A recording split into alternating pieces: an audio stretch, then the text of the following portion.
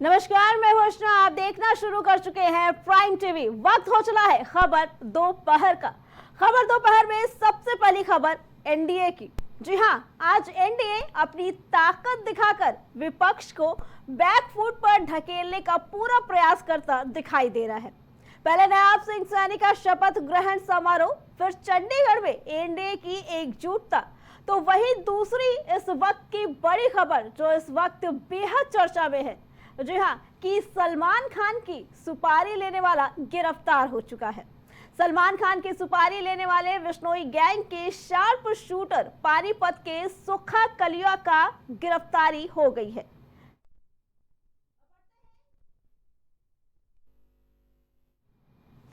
ये थी दो बड़ी खबरें। चलते हैं पहली खबर की तरफ।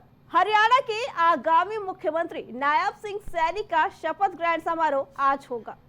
बता दें कि आज शपथ ग्रहण समारोह हो चुका। शपथ ग्रहण समारोह के बाद शाम को प्रधानमंत्री नरेंद्र मोदी की अध्यक्षता में राष्ट्रीय जनतांत्रिक गठबंधन के सदस्य दलों की बैठक होनी है। बैठक में एनडीए शासित राज्यों के मुख्यमंत्री और उप मुख्यमंत्री भी शामिल होंगे। दरअसल बैठक पंचकुला में नई हरियाणा सरकार के पदभार ग्रहण समारोह के तुरंत बाद दोपहर 3 बजे से शाम 7 बजे तक चंडीगढ़ के होटल बैठक में की जाएगी। बता दें कि प्रधानमंत्री नरेंद्र मोदी एनडीए नेताओं और प्रतिनिधियों की बैठक की अध्यक्षता करेंगे और इस बैठक में सदस्य दलों के नेताओं को भी संबोधित करेंगे। चलिए अब ग्राफिक्स के जरिए जानते हैं। पीएम मोदी करेंगे बैठक की अध्यक्षता। बैठक से एकता का संदेश दिया जाएगा। 31 घटक दलों के लोग इस बैठक में शामिल होंगे। तो वहीं एनडीए के सभी सीएम और डिप्टी सीएम भी इस बैठक में शामिल होंगे। मोदी 3.0 के गठन के बाद एनडीए की ये पहली बैठक। तो बैठक में राजनीतिक और सामाजिक दोनों विषयों पर चर्चा की जाएगी। महाराष्ट्र, झारखंड चुनाव पर भी इस बैठक में चर्चा की जाएगी।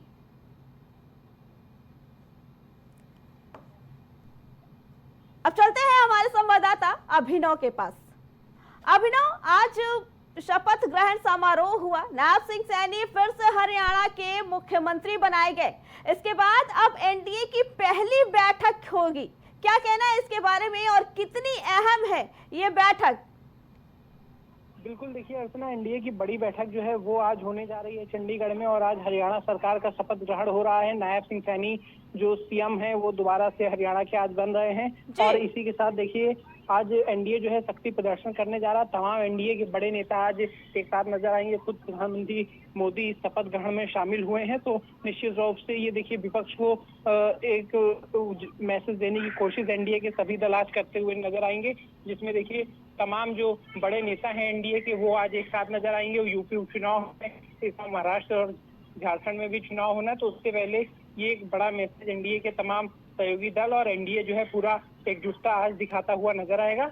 और निश्चित रूप से चुनावी मैसेज देने के लिए भी इस तरह की चीजें एनडीए की ओर से की जा रही हैं, जिससे कि आने वाले चुनाव में एनडीए पूरी तरीके से मजबूत दिखाई दे सके।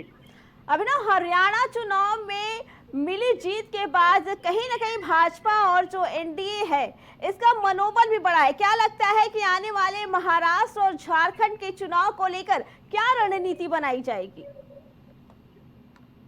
बिल्कुल, देखिए महाराष्ट्र विधानसभा में चुनाव होने इसके साथ ही झारखंड में भी चुनाव का ऐलान हो चुका है और साथ ही साथ उत्तर प्रदेश की बात करें तो यहाँ भी 10 सीटों का पूरा खेल है। हालांकि 9 सीटों पर अब तक जो चुनाव है वो घोषित हुआ है, तो निश्चित रूप से यहाँ भी एनडीए पूरे जोर लगाने की कोशिश कर रहा है। हालांकि यहाँ एनडीए में अब तक सहयोगी दलों में सीटों का बंटवारा नहीं हो सका है, लेकिन बावजूद इसके एनडीए में एकजुटता दिखाने की कोशिश कर रहा है कि एनडीए जो है वो एक साथ है और किसी भी स्थिति में जो एनडीए है वो बिल्कुल एनडीए में किसी प्रकार की फूट नहीं है। तमाम जी, अभिनव क्या लगता है जो आज ये बैठक होने वाली है वो कहीं ना कहीं विपक्षी दलों के अंदर एक डर बैठाने की कोशिश की जा रही है, क्योंकि अभी तक ये लगातार चर्चा में था कि एनडीए टूट सकता है, लेकिन जिस तरीके से हरियाणा में जीत हुई उसके बाद अब महाराष्ट्र और झारखंड कहीं ना कहीं ये भी भाजपा के लिए बहुत अहम माने जा रहे हैं। तो क्या ये जो एकता दिखाई जा रही है ये कहीं ना कहीं विपक्षी दलों में एक भय पैदा करने के लिए किया जा रहा है?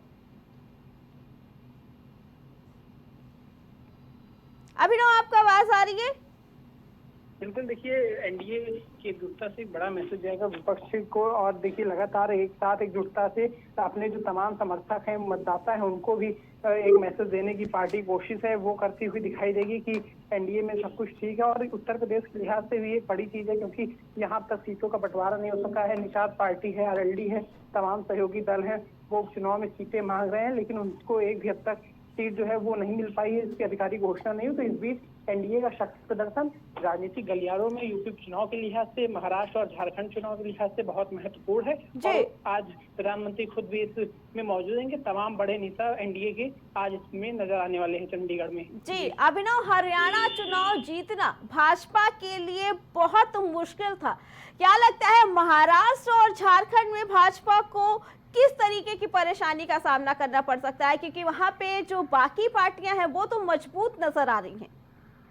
बिल्कुल, देखिए महाराष्ट्र और झारखंड में भी चुनाव हो रहा है, और महाराष्ट्र की बात करें तो हम महाविकास अघाड़ी दल जो है वो उसका पूरा गठबंधन है, और इस बार समाजवादी पार्टी भी उसी गठबंधन में शामिल होने की बात कह रही है। देखने वाली बात है कि इसमें क्या कुछ हो सकता है इस बार, क्योंकि कांग्रेस ने देखिए हरियाणा में भी चुनाव हुआ, यहाँ भी सपा को सीट नहीं दी। इसके अलावा बात करें तो अभी जम्मू कश्मीर में चुनाव संपन्न हुआ, यहाँ भी एक भी सीट कांग्रेस ने समाजवादी पार्टी को नहीं दी। लेकिन हरियाणा और झारखंड, जम्मू कश्मीर के बाद अब महाराष्ट्र में जो चुनाव होना है, यहाँ सपा जो है वो सीटें मांग रही है, और समाजवादी पार्टी के पहले यहाँ विधायक भी रहे हैं। तो निश्चित रूप से इंडिया गठबंधन क्या कुछ एक मैसेज देता है, ये भी देखने वाली बात रहेगी। अभिनव, क्या लगता है कि जो विपक्षी दलों में एक अंतर कलह शुरू हो गई है उसका फायदा एनडीए गठबंधन को मिलने वाला है?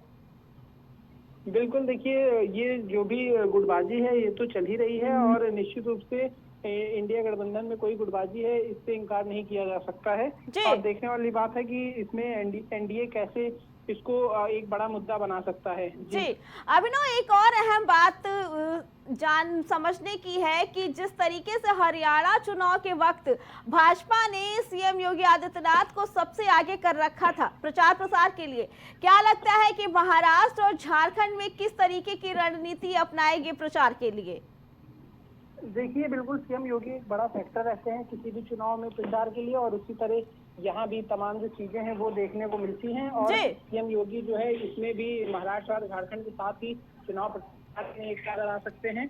और यूपी में तो चुनाव है ही यहाँ 9 सीटों पे, यहाँ भी मुख्यमंत्री जो है विशेष भूमिका में नजर आने वाले हैं। जी अभिनव, आपका बहुत बहुत धन्यवाद। तो एक तरफ जहां हरियाणा चुनाव की जीत के बाद हरियाणा को आज अपने नए मुख्यमंत्री बने हैं नायब सिंह, फिर से हरियाणा के मुख्यमंत्री बने, तो वहीं दूसरी तरफ आज एनडीए की एक बड़ी और अहम बैठक होने वाली है। अब देखना यह है कि क्या हरियाणा चुनाव के नतीजे जिस तरीके से बीजेपी के पाले में आए वो महाराष्ट्र और झारखंड में भी वही जलवा बरकरार रहता है। अब बढ़ते हैं अगली खबर की तरफ। बॉलीवुड स्टार सलमान खान की सुपारी लेने वाला गिरफ्तार हो गया।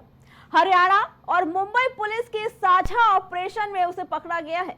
पुलिस ने उसे हरियाणा के पानीपत से गिरफ्तार किया। आरोप है कि इसने ही सलमान खान के घर की रेकी की थी। आरोपी को आज कोर्ट में पेश किया जाएगा। पुलिस उसे रिमांड पर लेकर पूछताछ करना चाहती है। ये गिरफ्तार ऐसे में हुई है जब पुलिस बाबा सिद्दीकी की हत्या के सिलसिले में लॉरेंस बिश्नोई गैंग के सूत्र खंगालने में जुटी। बता दें कि इस साल अप्रैल में सलमान के बांद्रा स्थित आवास के बाहर गोलीबारी की घटना हुई थी। इस संबंध में पुलिस मामला दर्ज करके घटना की जांच में जुट गई थी, तो वहीं कुछ आरोपी भी पकड़े गए। फिर जून में पुलिस ने एक और मामला दर्ज किया। इसमें पुलिस ने दावा किया था कि सलमान को पनवेल के पास उसके फार्म हाउस जाते समय निशाना बनाने का प्रयास किया गया था। जानकारी के अनुसार एक्टर सलमान की हत्या की साजिश के मामले में नवी मुंबई पुलिस ने कुख्यात गैंगस्टर लॉरेंस बिश्नोई के एक बड़े शूटर को गिरफ्तार किया, जिसका नाम शूटर सुक्खा कलिया बताया गया है। इसका नाम सुक्खा कालिया है। बता दें कि सलमान खान के ऊपर हमले को लेकर ये पुलिस को एक बड़ी सफलता मिली, जिसे बताया जा रहा है कि उसके शूटर को अब गिरफ्तार कर लिया गया है। पहले उसके घर की रेकी की गई थी। बता दें कि सलमान खान के घर की रेकी पहले से की गई थी, उसके बाद बांद्रा स्थित उनके घर पे गोलियां भी चलाई गई थी। उसके बाद से ही ये मामला गरमाते नजर आता है। अब चलिए आपको बताते हैं ये सारी चीजें ग्राफिक के जरिए। सलमान खान पर पहले हमले के साजिश लॉरेंस के शूटर की गिरफ्तारी। पानीपत से शूटर सुक्खा गिरफ्तार किया गया। तो वही फार्म हाउस पर हमले का प्लान बनाया गया था पहले से ही। अप्रैल महीने में सलमान के घर के बाहर फायरिंग की वारदात को अंजाम दिया गया। तो वही लॉरेंस के शूटर की अब पुलिस ने गिरफ्तारी कर ली है और ये गिरफ्तारी पानीपत से की गई है। पानीपत से शूटर सुक्खा गिरफ्तार किया गया है। बता दें कि सबसे पहले सलमान को उसके फार्म हाउस पर ही उसके ऊपर हमला करने का प्लान बनाया था। इसको लेकर अप्रैल महीने में सलमान के घर के बाहर फायरिंग भी की गई थी। इसी पे आगे जानकारी देने के लिए हमारे संवाददाता कलीम हमारे साथ जुड़ चुके हैं। कलीम, आज पुलिस को एक बड़ी सफलता मिली। बता दें कि लॉरेंस के शूटर की गिरफ्तारी कर ली है, जिसने गोलियां चलाई थी।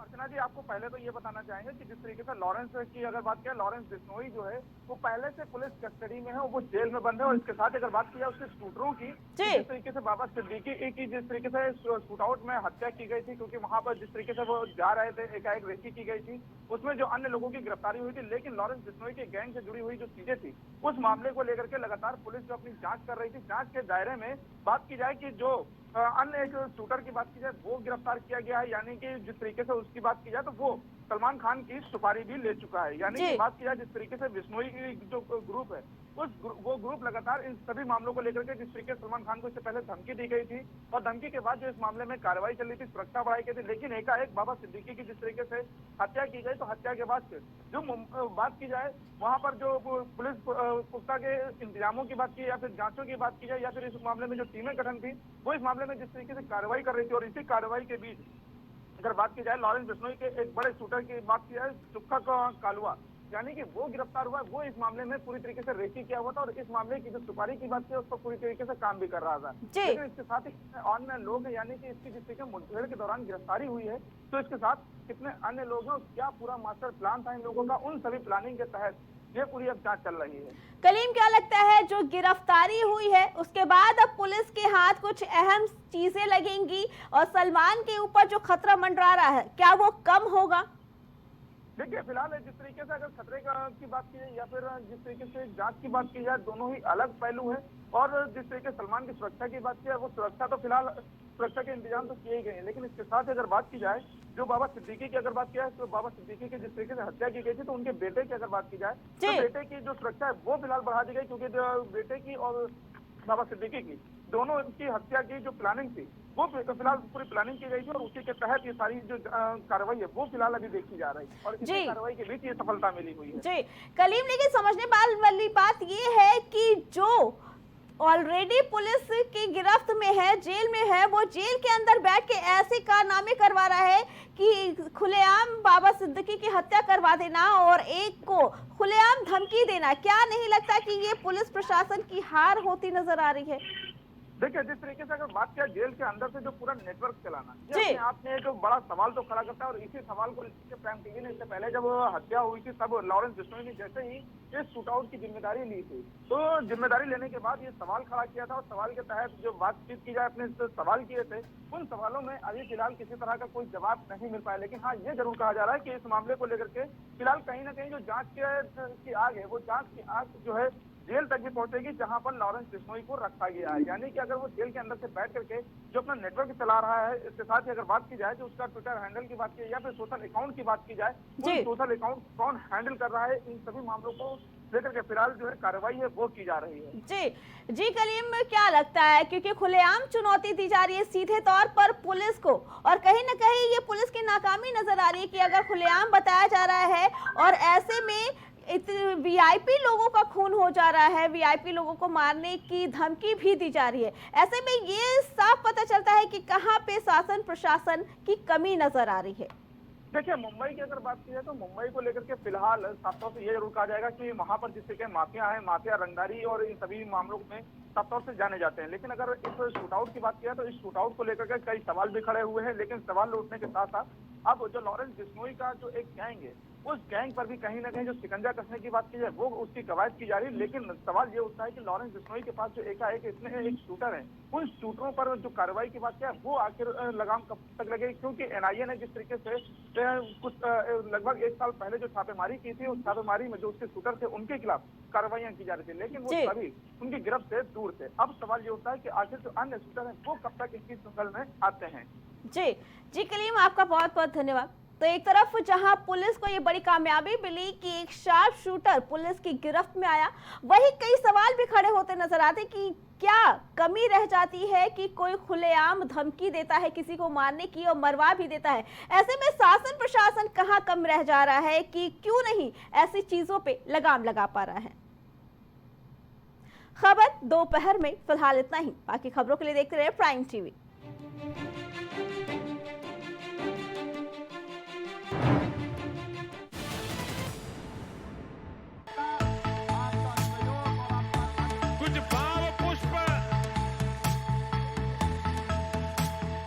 आप देख रहे हैं प्राइम टीवी, सच साहस सरोकार। छोटेलाल, सरपंच जी, ये छोटेलाल बीमार क्यों नहीं पड़ता? कोई माता के वरदान होंगे, कोई जादू टोना किया होगा। ए छोटेलाल, जाता क्यों नहीं रही अस्पताल? अरे हम कभी बीमार ही नहीं पड़ते तो काहे जाएं? कोई जिनविन है इसके पास? है। हाँ। अरे कोई जिनविन नहीं है हमारे पास, छोटी सी चीज है बस। वो क्या? साबुन? हाँ, साबुन। हमेशा अपने गंदे हाथ धोते हैं साबुन से, इसीलिए तो गंदगी से होने वाली बीमारियाँ हमारे आसपास भी नहीं फटकती और हम कभी बीमार नहीं पड़ते। ये छोटेलाल तो बड़ा काम कर गया। छोटेलाल का नाम बदल के हम रखते हैं बड़े लाल। आप भी छोटे से साबुन से बड़ा सा काम करें। शौच करने या बच्चों को शौच करवाने के बाद, खाना खाने और खिलाने से पहले साबुन से खुद भी हाथ धोएं और परिवार में भी सबको इसकी आदत डालें। ज्यादा जानकारी के लिए आशा, एएनएम या आंगनवाड़ी दीदी से बात करें। झारखंड सरकार द्वारा जनहित में स्वच्छ सर्वेक्षण 2022 से 2023 में झारखंड को देश में दूसरा स्थान प्राप्त हुआ है। इसके लिए झारखंड सरकार को सम्मानित किया गया है। नई दिल्ली स्थित ताल कटोरा स्टेडियम में राष्ट्रपति द्रौपदी मुर्मू की मौजूदगी में केंद्रीय आवासन एवं शहरी कार्य मंत्री हरदीप सिंह पुरी ने स्वच्छ सर्वेक्षण 2022 से 2023 में झारखंड को 100 शहरी निकायों वाले राज्यों में देश के सेकंड टॉपर राज्य का सम्मान प्रदान किया। झारखंड सरकार इस अवसर पर सभी राज्यवासियों का आभार व्यक्त करती है और आशा करती है अपने आसपास साफ सफाई का विशेष ध्यान रखते हुए आगामी त्योहारों को मनाए। जय जौहार, जय झारखंड। छोटेलाल, सरपंच जी, ये छोटेलाल बीमार क्यों नहीं पड़ता? कोई माता के वरदान होंगे, कोई जादू टोना किया होगा। ए छोटेलाल, जाता क्यों नहीं रही अस्पताल? अरे हम कभी बीमार ही नहीं पड़ते तो काहे जाएं? कोई जिनविन है इसके पास? है। हाँ। अरे कोई जिनविन नहीं है हमारे पास, छोटी सी चीज है बस। वो क्या? साबुन? हाँ, साबुन। हमेशा अपने गंदे हाथ धोते हैं साबुन से, इसीलिए तो गंदगी से होने वाली बीमारियाँ हमारे आसपास भी नहीं फटकती और हम कभी बीमार नहीं पड़ते। ये छोटेलाल तो बड़ा काम कर गया। छोटेलाल का नाम बदल के हम रखते हैं बड़े लाल। आप भी छोटे से साबुन से बड़ा सा काम करें। शौच करने या बच्चों को शौच करवाने के बाद, खाना खाने और खिलाने से पहले साबुन से खुद भी हाथ धोएं और परिवार में भी सबको इसकी आदत डालें। ज्यादा जानकारी के लिए आशा, एएनएम या आंगनवाड़ी दीदी से बात करें। झारखंड सरकार द्वारा जनहित में MGM hospital and research centre advance